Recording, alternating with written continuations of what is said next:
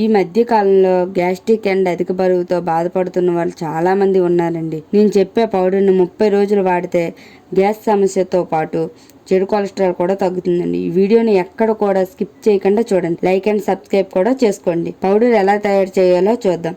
ధనియాలు 100 గ్రాములు, సోంపు 100 గ్రాములు, జీలకర్ర 100 గ్రాములు, వాము 50 గ్రాములు, మెంతులు 25 గ్రాములు ఈ విధంగా తీసుకొని ఐరన్ కళాయి లేదా స్టీల్ కళాయిలో సిమ్లో పెట్టి ద్వారగా వేయించుకోవాలండి.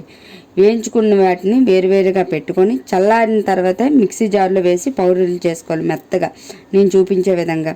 అసలు గ్యాస్ట్రిక్ సమస్య, అధిక బరువు ఎలా వస్తుందండి? ఎందుకు వస్తుంది అంటే జంక్ ఫుడ్ తినడం, అంటే బయట ఫుడ్ తినడం, సరైన నిద్ర లేకపోవడం, అదేవిధంగా టైంకి తినకపోవడం, టైంకి పడుకోకపోవడం వల్ల ఇలాంటి సమస్యలు అనేవి వస్తాయండి.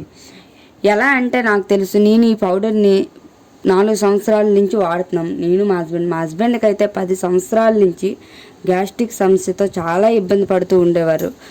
అతను రేషన్ డిపో డీలరు. అతనికి టైంకి ఫుడ్డు, ఎందుకంటే ఒక్క ఊరు కాదు, చాలా 3 ఊర్లలాగా ఇచ్చేవారు అన్నమాట. అందుకు అతను సరిగ్గా తినేవారు ఒక టైంకి. తినకపోవడం వల్ల అతనికి గ్యాస్ట్రిక్ అనేది ఎంటర్ అయిపోయింది. ఎన్నో హాస్పిటల్ తిరిగారు, అయినా తగ్గలేదు.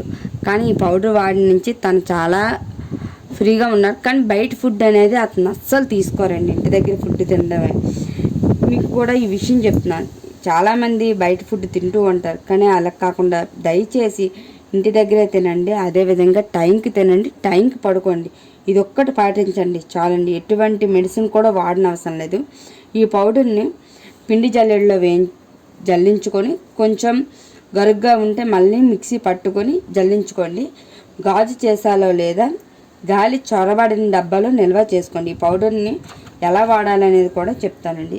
ఈ పౌడరు 200 ml గోరువెచ్చని నీటిలో 1 టీ స్పూన్, అంటే సుమారుగా 3 నుంచి 5 గ్రాముల పొడిని తీసుకొని ఉదయం పరగడుపున, అదేవిధంగా ఉదయాన్నే పరగడుపున తీసుకోవాలి.